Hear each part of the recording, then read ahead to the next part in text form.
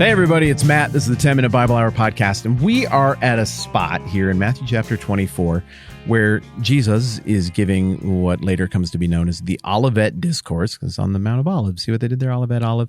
And in the process of doing so, he is not giving the disciples exactly the answer they wanted, but he's giving them the answer they need to their question of how's everything going to work out? Like, what's the timeline on things? How will we know when these big events that you're telling us are still to come are actually going to unfold?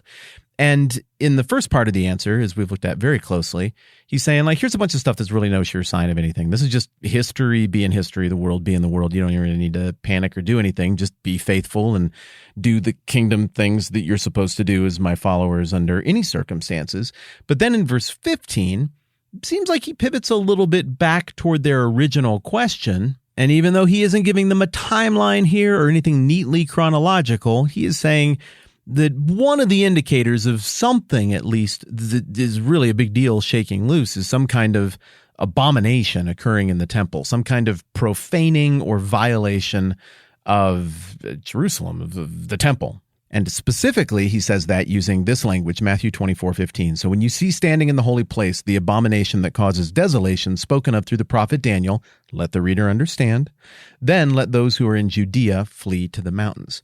And in Matthew, in most modern translations, that phrase, let the reader understand, is set aside by long dashes or hyphens, and it's not in red letters, so it's treated as set apart in the text from the words of Jesus. It's treated as an editorial aside by the person who wrote the book of Matthew, who I have every reason to believe is, Matthew. And that phrase has always caught my eye because it's like Matthew's really reiterating what Jesus is saying here, like, hey, you really want to catch this. There's something super important here.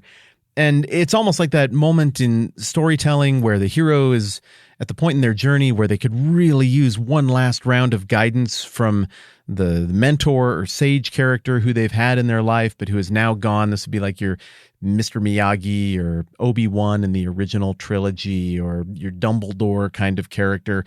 But now that mentor is gone, and maybe just for a moment in a movie or a book, they think they hear one last word of wisdom from them, or like one thing that they need, but they didn't get all of it. It was in a crowd. It was in a moment. And they're like, wait, come back. What? No, what does let the reader understand mean? Please, I need you.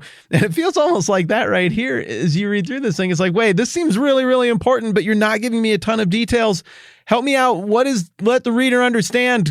Come on, give me a bit more. But in the conversation today, what I want to look at is the reality that I think we might have what we need to be able to say, oh yeah, the reader understands. I think I get what he's driving at here.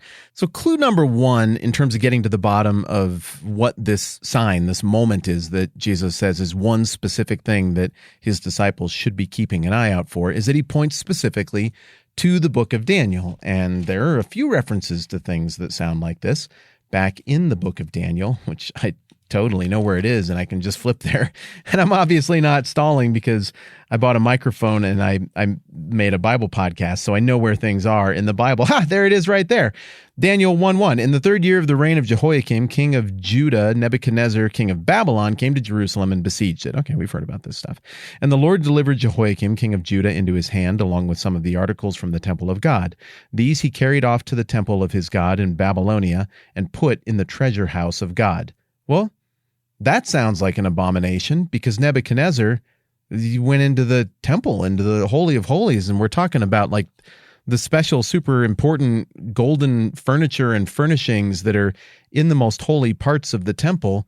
Well, that sounds like something of a profaning there, and it's how the book of Daniel opens. So this idea of the temple profaned is an important motif in Daniel, looking backwards and probably even looking forwards, and it's introduced right off the bat. Then we flip over to Daniel chapter 5, starting in verse 2. Back that up. Let's just start in verse 1. King Belshazzar gave a great banquet for 1,000 of his nobles and drank wine with them. While Belshazzar was drinking his wine, he gave orders to bring in the gold and silver goblets that Nebuchadnezzar his father had taken from the temple in Jerusalem, so that the king and his nobles, his wives and his concubines, might drink from them. So they brought in the gold goblets that had been taken from the temple of God in Jerusalem, and the king and his nobles and his wives and his concubines drank from them. As they drank the wine, they praised the gods of gold and silver, of bronze and iron, wood and stone. And then right after that, famously, this is where we get the phrase, the writing on the wall. There's literally fingers that appear at this banquet, and the text of Daniel says that it wrote on the wall of the royal palace, and the king looked and saw the words, and he got all frightened and sick and freaked out. And then the king calls in all of his magicians and astrologers and everybody else, and they're like, oh, it means you're great and super good at things. This is awesome. But then eventually the king calls in Daniel and gets a very different message. And Daniel interprets the writing on the wall as being a condemnation that is born in part out of his father's profaning of the temple and Belshazzar playing along with this profaning of the temple by what he just did at this party.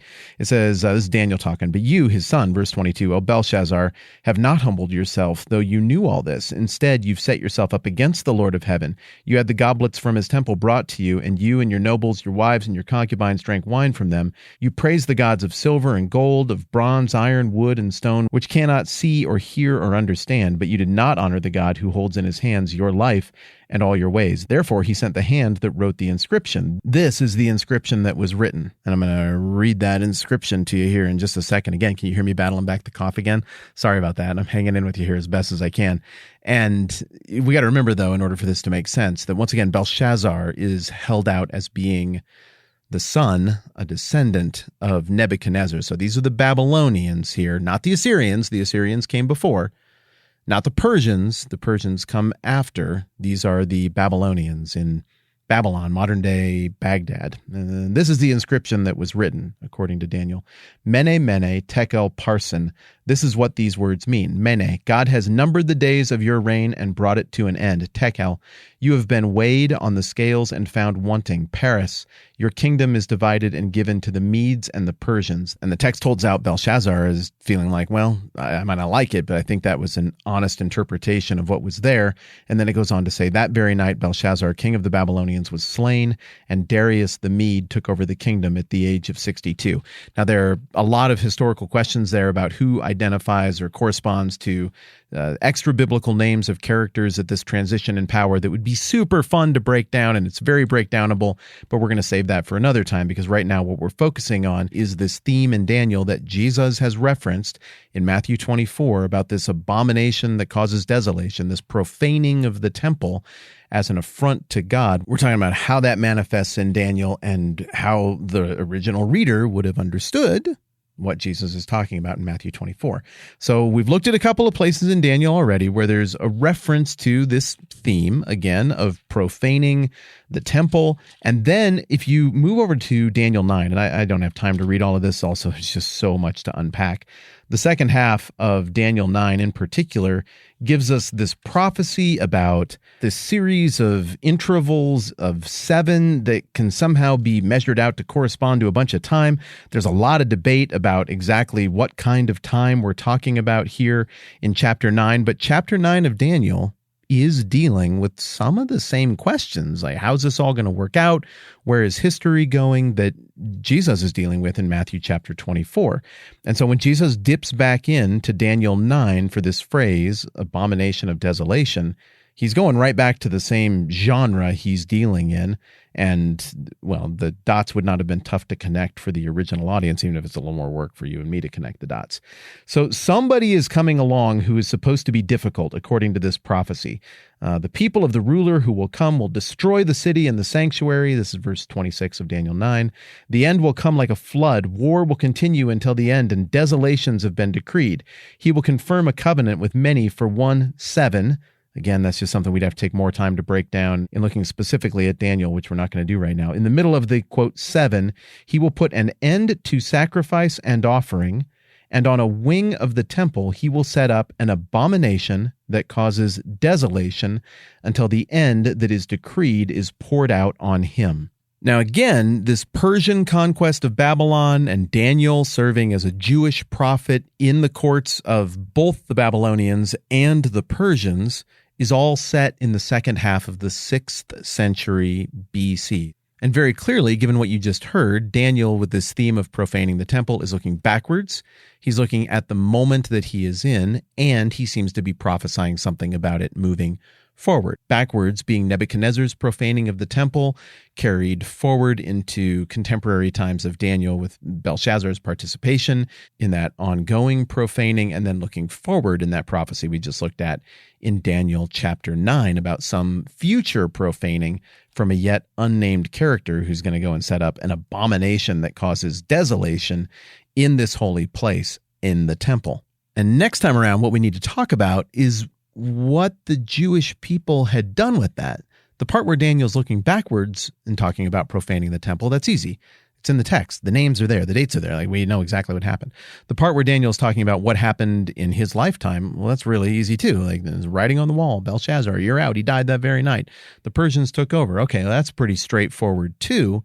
But there would have been a lot of questions still hanging out there about, like, what was the forward-looking part? Jewish people at the time of Jesus would have had some debate about when exactly that abomination that leads to desolation was supposed to happen, or maybe even believe that it had happened already.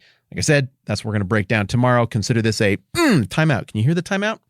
Because I'm making that with my hands really aggressively so you can hear it, because we just have the microphone and no camera, but I want you to experience the timeout with me. More on this tomorrow. We'll pick up right where we left off. I'm Matt. This is the 10-Minute Bible Hour Podcast. Let's do this again soon.